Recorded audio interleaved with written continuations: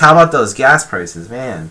Is it Man. $7 a gallon on the West Coast yet? Yeah, I'm tired of seeing like all these posts of like, hey, it's average cost is like $4.83. Yeah.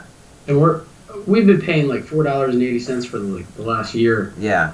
And so now I was talking with my sister, and it's at $6.30. In some places I've heard that it's even as high as $7. Yeah, that's crazy. But the place I drove by was like $6.30. You drove by in your electric e-Golf. I did, yeah. I was in the e-Golf. I know. I'm like, I like don't want to get in my C8 because I'm like, I'm just wasting gas. Why am I driving this right now, right? Even though I'm not going far, but yeah, it's interesting. Like, we start. You already know this, but we go back full time, and my commute one way is 33 miles. Yeah. So hopefully I'll be able to take the e-Golf every time, but yeah. Let's see. Yeah. But yeah, man, it's a lot of. It's a lot. It's killing people. Yeah. But I mean, so is the war. The war in the Ukraine. So I mean, we can't be too concerned about the gas prices, I guess. But well, you can be concerned about both. Yeah, that's true. So you're gonna get the Volkswagen announced what is it called? The Buzz? The ID.Buzz. ID.Buzz. Yeah, I wish I don't have a picture of it, but yeah. So you're bringing back the micro minivan, right? Like. Yeah, the minibus. Yeah, minibus. Yeah, they showed the European version. I wasn't super excited about that one. Yeah. I thought they'd make it a little more retro. They try to do that with the Bug too, right? But Yeah, I mean, I'm sure they'll get it. I'm sure it'll be popular. And I heard they're gonna make like a bunch of different versions, a camper, like a cargo version, all this stuff. But I think it's got the same battery and platform as the ID.4 SUV that's out now. Yeah, that one's not a bad looking car. No. So I think this will be like their new Beetle, new swing on the Beetle to try to get some excitement in the platform. I'm sure people will buy them, but they were saying that it's going to probably be like around 60,000 starting. Maybe for the rear-wheel drive one, maybe less. We'll see. But you think they'll have an all-wheel drive, right? Oh yeah, they'll have all-wheel drive for sure for the U.S. market. Specifically. Yeah, there's supposed to be a California version. Yeah, they'll launch, just like with the ID.4, they launched a rear-wheel drive version of it, which no one really wants on the East Coast, rear-wheel drive SUV. So then the all-wheel drive, has more power. It's a little bit faster, and that one I think is pretty popular right now. Yeah.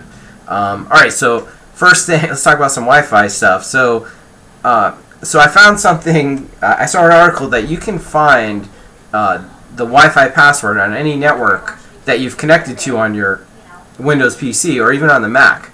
Now I'm going to show how to. Stored? Yeah, it gets stored, but I didn't realize that you could find it. Like, so if you've connected to a network, I'm going to put up the slide now where it is. Now you can. I did this on Windows 11, but you have to go in through the network settings, not through the Windows 11 menus.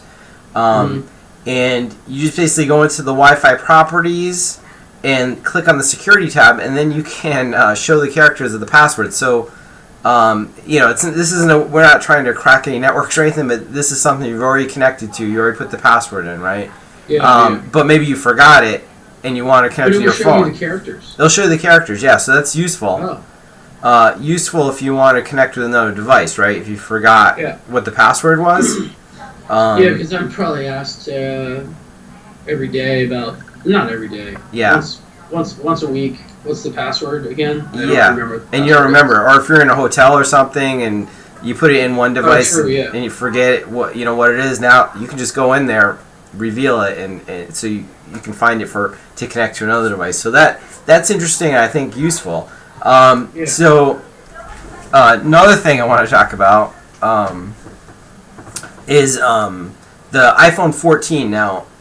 So we're hearing that the iPhone 14 is going to have Wi-Fi 6E, and that's going to be important because that's going to push the adoption, right? Like we saw with Wi-Fi 6, that once it was supported by the iPhones, like everyone wanted it because they could see an immediate gain in really speed. Started to kind of really think about Wi-Fi 6 at that point. Like everybody's like, oh, there's no client devices. There's no client devices, and all along there was Samsung that came out first, right? Yeah. With Wi-Fi 6.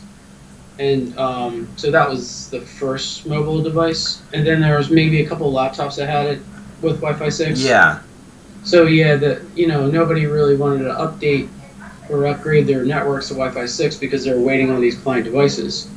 But our point of view was, no, get it in there, get it ready, get it set up, get the equipment running, and as these people are added in or these client devices are added in your network, it will, it just gets better and better. But yeah, so the same story with Wi-Fi 6E.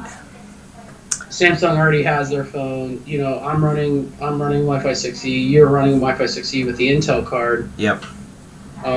So I think the ramp up period will be probably faster. I think it will too. Because here's another thing. I saw that part of this article, they're talking about Apple's going to release a VR headset. I have a picture of it. I'll put it up. So they're going to have a VR headset that is also going to support Wi-Fi 6E. So I don't know. It may do like a Wi-Fi direct thing between the phone. I'm sure it will, right? If they release this, it's probably going to connect to the phone. It could connect to an access point. But I'm thinking they'll probably use the processing in the phone, right? Yeah, that's going to be pretty cool. I wonder what they're going to be doing though with it. Yeah. So I mean, who knows what they're going to be doing with it? But that would be like between this and like Facebook's Meta and all this. I also saw that they'll be using 6E in their new headsets. That could push the adoption even faster, right? If they find some good apps for these VR headsets. And I know we were talking yesterday about you're seeing some site survey tools or heat mapping tools that are using or talking about using VR, right? Yeah, it's pretty crazy. Yeah. So that would be crazy that if you could use this headset to like basically look at walls and plan out Wi-Fi deployments, right? And we know like the tech guys, the engineers would like jump all over this stuff because they just want that headset. Yeah, I mean, where did that video come from? I'm trying to remember where that video came from. I don't want to. Where was it? But I want to play it. But yeah, they let me pause that. Sorry. Yeah, it was the wireless LAN conference. Yeah. There's a video on it, and they showed everything in 3D. Like you could look at a building and each floor, and you could pull the floors out and look where your walking path to test like the Wi-Fi, and it was really cool. But everybody in the audience like cheered when they saw that. They're like, they're super excited about it. So yeah, there's a lot going on with they call it YVR is what they call it. Ah, okay. Nice. So it gives you the ability to see your wireless site survey. So I'm sure that's going to be one of the applications. But so as soon as the Wi-Fi 6E AP is ready, I think we'll start selling lots of those things. Oh yeah, heck yeah. Yeah, that's coming out shortly. Yeah, shortly. I'm going to be testing it. We'll be talking about it. Beta. Give me the beta. We'll be talking about it soon. Okay, so then one last thing we wanted to talk about. You can talk about this. That the Switch diagnostics finally came out on the Genius Cloud. Yeah. I'll put that up, and now you can see the client MAC addresses that are connected to which switch port, right, and the diagnostics. Yeah, you can look at the ARC table, which tells you the MAC and IP address for each port. Yep. You can also look at wireless clients, or I shouldn't say wireless clients. The client list. So that's wired and wireless MAC addresses in there, I think. Yeah, exactly. Yeah. You have multiple. Say, for example, you have a switch that's connected to an access point on port 1. Uh-huh. Any device, including the AP, you'll see the AP on that port but you will also see all the client devices that are connected or flowing through that port as well. So Yep. I'd show you the MAC address, the port number, and if what VLAN they're on as well. So now you have ARC table and you have client list, which is really nice. Because you have, that's all remote. You can see all this stuff. Exactly. Remote, right? So you'll know who's plugged in. So yeah, the access point acts like a bridge, so you'll see the MAC addresses of the clients connected to the access point in this table too. Yeah, the other really cool things are, I don't know if you've noticed this, but if you go to the individual ports, you can see there's basically like somebody explained it through our tech support as it's a tail off the port. Okay. It gives you like a meter of like how much traffic is being passed through the port itself. And if you run your mouse over that port, it will give you the transmit and the receive. It will also give you CRC errors as well if there's any errors right there.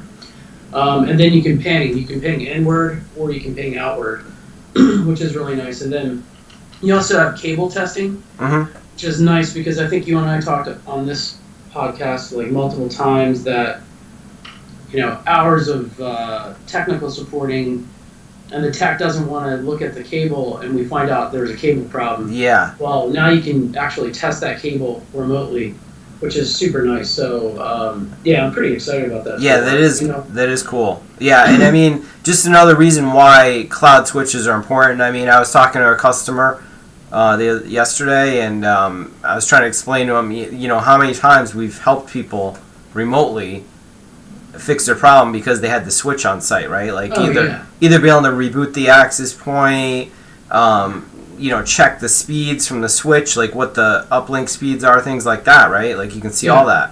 Without the switch, you're kind of flying blind. Like you're like, yeah, okay, I have the access point configured, but what's going on with the wired network, you don't know. I mean, yeah, this definitely gives you way more insight now, even with, you know, with this. Even prior to the diagnostic tools that we're talking about right now, this switch showed a lot of information on there.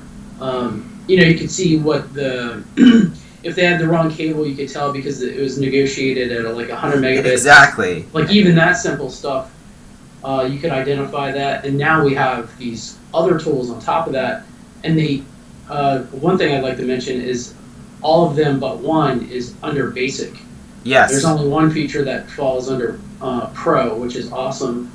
So yeah, a lot going on. Like the visibility that you can have with a cloud switch and a cloud AP is just getting better and better and better. Yeah, I mean the topology view in particular. I mean you can see like what switch is uplinked to what port. You can like hover on an access point in the topology view, and it'll show the path all the way out to the internet, like what switches it's going through, what ports, what those ports are linked at, so you can see like, oh, this switch is only linked at 100 meg here, and you know that cable, you know, needs to get replaced, or something's going on there. So that like saves so much time, other than just like, oh, well, it's not working. Why is it so slow? Or you know. Yeah. So. Yeah. What port is this connected to? You know, what kind of cable is it? You know, you're actually answering all these questions so fast now because you're like it's visualized. It's there. It's in front of you, so you can see it right away. So the objective really is to try to cut out as much truck rolls as possible. That's the big thing. Exactly. Right? So you're saving your customer money. You're saving yourself. I mean, mostly you're saving yourself money. I know some of these guys make their money by going out there, right? But you're still making money. You're still you still got to be able to charge them. But yeah, not having to go out there has got to save everyone a lot of time. Yeah. All right. Anything else you want to talk about? No, that was a big one for me. Switch diagnostics. That's something that I think is super critical. Yeah. So, availability. You didn't talk about the chipset, did you? Chipset. Which chipset? Wi-Fi 6E. Oh, so 7. So yeah, I did see some articles this week about that Wi-Fi 6E chipsets aren't going to be available. So just wait for Wi-Fi 7. But I don't know. It doesn't make sense. I think Wi-Fi 6E chipsets are going to be pushed the priority. Yeah, I think I think there's maybe. Yeah, I don't know if that's true or not. Yeah. Or not true. I don't think it's as drastic as what they're saying. But No, I think the 6E chips are going to be a priority, even though, I mean, obviously 6, a lot of companies can't get 6 product out the door, but 6E is going to be, it's the next thing, it's the next cycle that, it's happening. Yeah. So there's going to be a priority put on that and less on Wi-Fi 5, getting inventory in from Wi-Fi 5, Yeah. Yeah, Wi-Fi 5 is really difficult right now. It's difficult, yeah. I had some issues this week, right? Like, cause Yeah. I get stuff in, just limited amounts, and everyone wants it immediately because they've been using this older chipset or whatever in their devices, So Yeah. it's a problem, but we're getting plenty of stuff in. Lots of 48 port switches coming in.